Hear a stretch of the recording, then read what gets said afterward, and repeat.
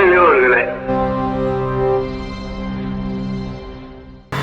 திராவிடர் கழகத்தின் துணைத் தலைவர் கவிஞர் ஐயா அவர்கள், பொதுச் செயலாளர்கள், செயலவைத் தலைவர், பொருளாளர் மற்றுமுள்ள அனைத்து பொறுப்பாளர்களுக்கும் கழக தோழர்களுக்கும் என்னுடைய அன்பான வணக்கங்களை தெரிவித்துக் கொள்கின்றேன்.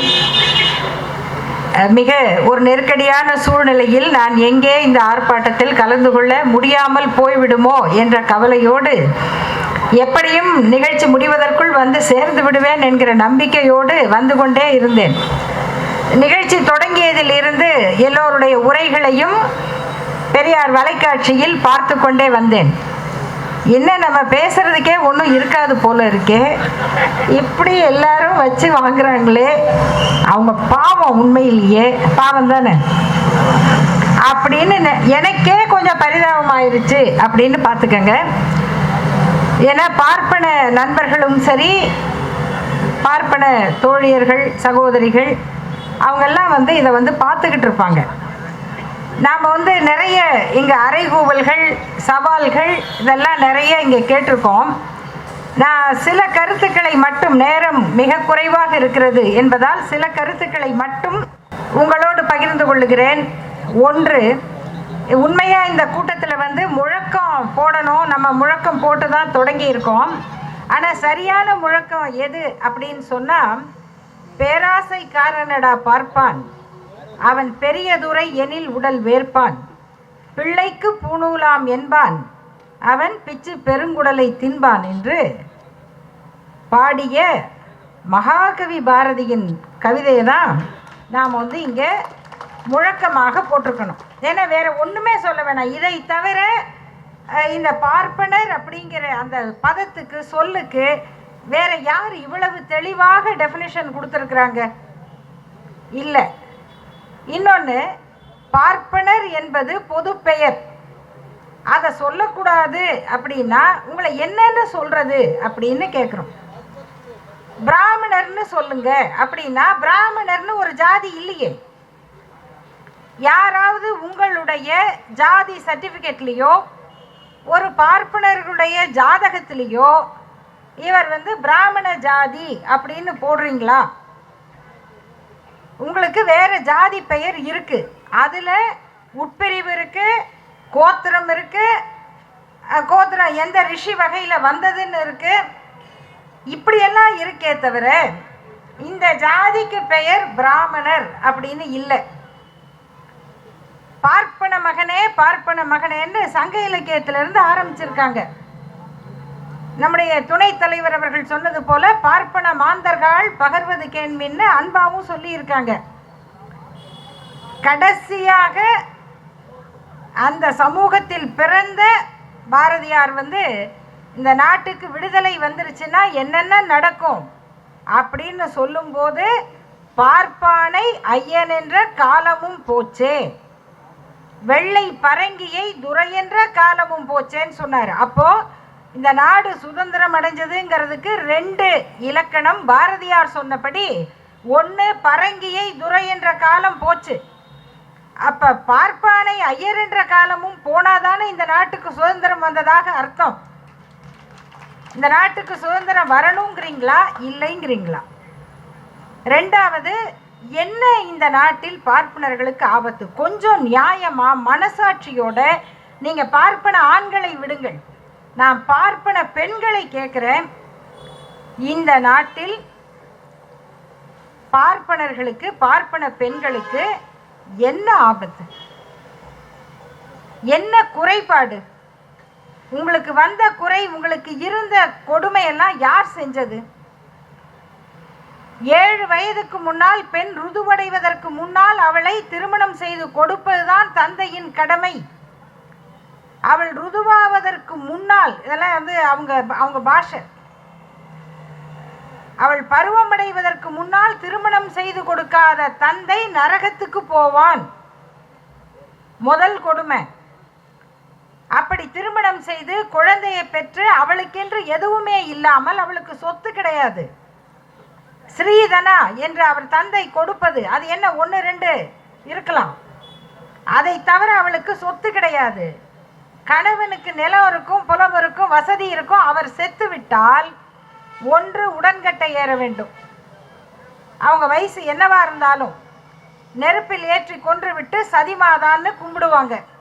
அதை மீறி உயிரோடு இருந்தால் மொட்டையடித்து நார்மடி புடவை கட்டி அந்த பெண்ணுக்கு இழைக்கப்பட்ட அநீதிக்கு அளவே இல்லை.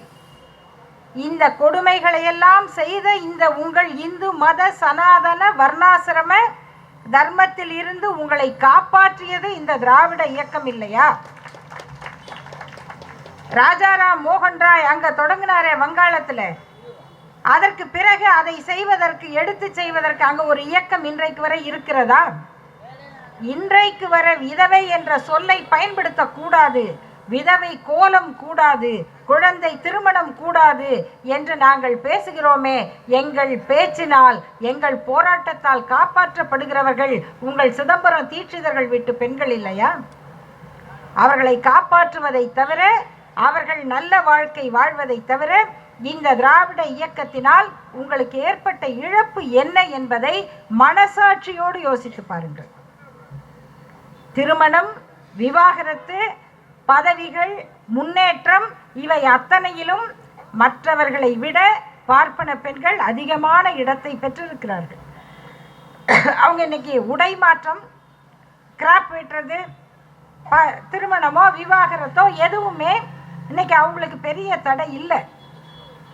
அந்த மாற்றத்தை, சமூக மாற்றத்தை உங்களுடைய சனாதனம் வர்ணாசிரமம் உங்களுக்கு கொடுத்ததா? அதை கொடுத்தது இந்த இயக்கம். அதனை மறந்துவிட்டு ஜாதி மேலாண்மை, ஜாதி திமிர், ஜாதி ஆணவம் என்பதை காப்பதற்காக இந்த பொய் பிரச்சாரத்திற்கு பார்ப்பன பெண்கள் துணை போகக்கூடாது என்று உங்களை கேட்டுக்கொள்ளுகிறேன். ரெண்டாவது, மொத்த பார்ப்பன ஆண்கள் பெண்கள் எங்களுக்கு பாதுகாப்பு இல்லை, எங்களுக்கு அப்படி ஆச்சு. என்ன ஆச்சு உங்களுக்கு சொல்லுங்க, தயவு செய்து என்ன ஆச்சு? நீங்களாம் இப்படி பேசுனதுனால நாங்கள் வெளிநாட்டுக்கு போயிட்டோம். வெளிநாட்டில் போய் அரேபிய மணல் வெளியில் கட்டட வேலை செய்கிறீங்களா? சவுதியில் போய் 100வது மாடி கட்டடத்தில் தொங்கிக்கிட்டு பெயிண்ட் அடிக்கிறீங்களா? பிளம்பர் வேலை பார்க்குறீங்களா? எலக்ட்ரீஷியன் வேலை பார்க்குறீங்களா? இல்லையே. அப்பொழுதும் உங்கள் கல்வியை கொண்டு உலகத்தில் எல்லா இடத்திலும் உயர்ந்த நிலையில் இருக்கிறீங்க. இருக்கக்கூடாது என்பது எங்கள் கொள்கை அல்ல. அப்படி கடலை தாண்டினா சனாதனத்துக்கு கேடு என்பதை மறந்து அல்லது அதை மறுத்து கடல் தாண்டி போன ஒரு பார்ப்பன குடும்பத்தினுடைய ஒரு பெண் வாரிசு இன்றைக்கு கமலா ஹாரிஸ் அமெரிக்காவினுடைய ஜனாதிபதியாக போட்டியிடுகிறார். அப்போ இங்கேருந்து போய் நீங்கள் என்ன வீணாக போயிட்டீங்க? அப்போ இங்கே யாருமே இல்லாமல் போயிட்டாங்களா? ஸ்ரீரங்கம் கோயில்லையும் மயிலாப்பூர்லேயும் மதுரை மீனாட்சி அம்மன் கோயில்லையும் அந்த கோயிலை சுற்றி அந்த சிதம்பரத்திலையும் இருப்பவங்கள்லாம் யார்? அவர்களுடைய குடும்பம் தானே. வெளிநாடுகளுக்கு போயும் சிறந்த நிலையில தான் இருக்கிறீங்க. அப்படி இருக்கக்கூடாது என்பது எங்கள் கொள்கை அல்ல. ஆனால் அங்கே போய் இதே ஜாதி பிரச்சாரத்தை பண்ணிக்கிட்டு இங்கேருந்து வர்ற இந்தியர் யாருன்னு கேட்டால் நீங்கள் யார், உங்கள் ஊர் என்ன அப்படின்னு அவங்க ஜாதியை தேடிக்கிட்டு இருக்கீங்களே, அந்த குணத்தை தான் நாங்கள் குற்றம் என்று சொல்லுகிறோம். இதில் என்ன உங்களுக்கு பிரச்சனை? எத்தனை குற்றவாளிகள் இந்த நாட்டில் பார்ப்பனர்கள் திடீர்னு வாட்ஸ்அப்பில் வருது. அவங்கெல்லாம் அப்படியே பூச்சி மாறி, அவங்க புழு மாறி, அவங்க யாருக்குமே தீங்கு செஞ்சதில்லை. இந்த நாட்டினுடைய மிகப்பெரிய கொலைகாரர்கள் பட்டியலை பாருங்க. ஆஷ்துரையை சுட்டு கொன்ற வாஞ்சிநாதன் சுதந்திர போராட்டத்துக்காக சுட்டாரு. சரி, கொலைகாரரா இல்லையா? மற்றவங்க செஞ்சா அது கொலை தானே. சுதந்திரம் கிடைத்த பிறகு சுதந்திரத்திற்கு போராடிய மகாத்மா காந்தியை சுட்டு கொன்ற கோட்ஸே யாரு? அவர் ஏன் சுட்டு கொன்றாரு? அவருக்கு ஒரு காரணம், அவர் மதத்துக்காக சுட்டு கொன்றாரு. அந்த சதி வழக்கில் சம்பந்தப்பட்ட அத்தனை பேரும் பார்ப்பனர்கள் பார்ப்பனர்கள் பார்ப்பனர்கள். அப்ப எந்த குற்றத்தை நீங்க செஞ்சதில்லை. இந்த நாட்டில் இராணுவ ரகசியத்தை வித்ததுக்காக முன்னால் ஒருத்தர் கைது செய்யப்பட்டார். கொஞ்சம் பழைய பேப்பரை பாருங்க. அவர் பேரு கூமர் நாராயணன். அவர் ஒரு பார்ப்பனர்.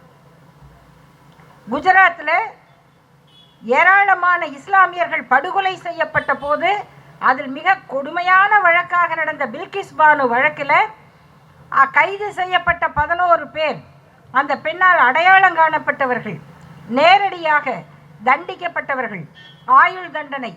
அந்த ஆயுள் தண்டனை கொடுக்கப்பட்ட அந்த வழக்கு, அந்த குடும்பத்தில் 6 பேர் ஆண்கள் கொலை செய்யப்பட்டிருக்கிறார்கள்.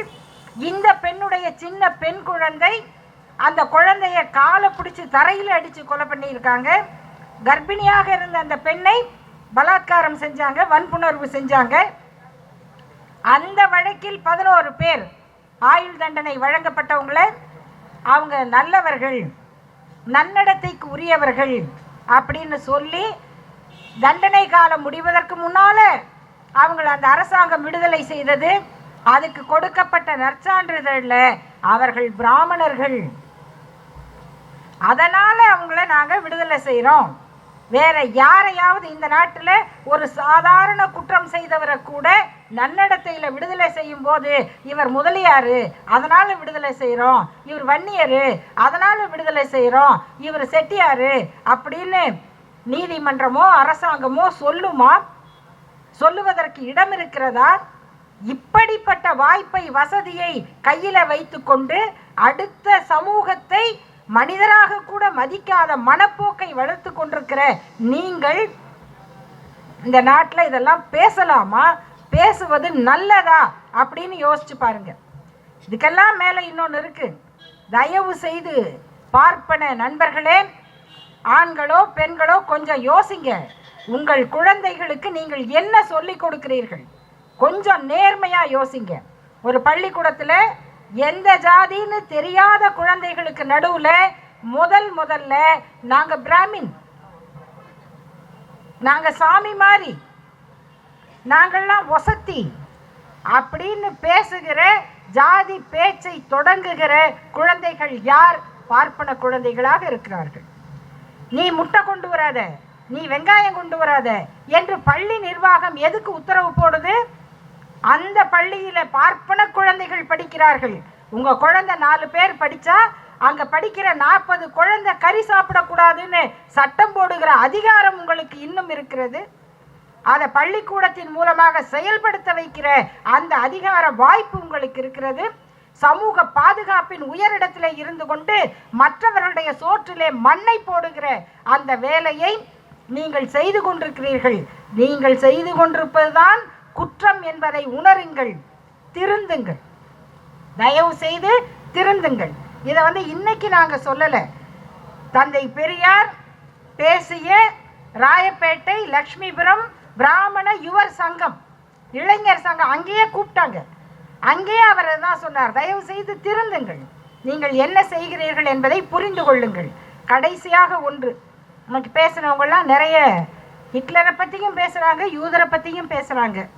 தயவு செய்து பார்ப்பன நண்பர்களே, ஒரே நேரத்தில் நீங்கள் ஹிட்லராகவும் யூதராகவும் இருக்க பார்க்காதீங்க.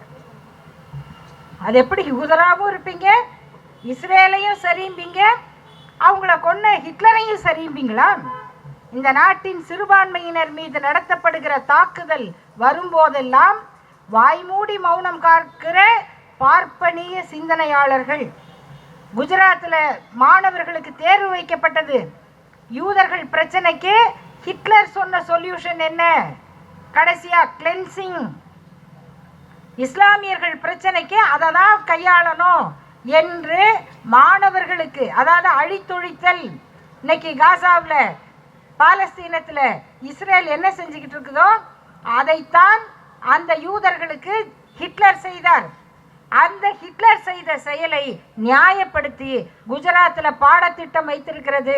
அதுதான் ஆர்எஸ்எஸ்னுடைய சித்தாந்தம்.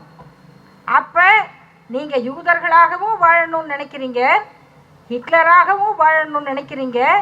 2 பேரும் உங்களுக்கு சாதகமாக பயன்படுத்துறீங்க என்பது எவ்வளவு பெரிய மோசமான கொடூரமான உளவியல் என்பதை, இந்த உளவியல் மனித சமூகத்துக்கு எதிரானது என்பதை நீங்கள் உணருங்கள்.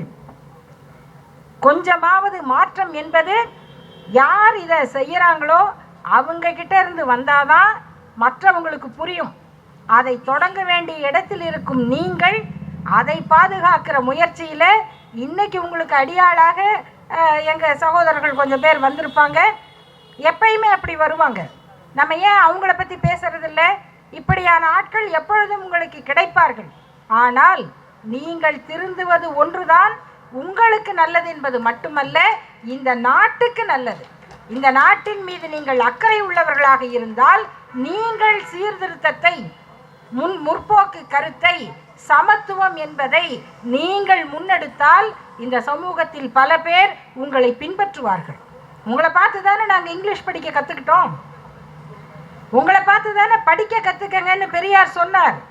பார்ப்பனர்களை பார்த்து பச்சரிசி சாப்பிடலான்னு நினைக்காதீங்க, பார்ப்பனர்களை பார்த்து படிக்க கற்றுக்கொள்ளுங்கள் என்று தந்தை பெரியார் சொன்னார்.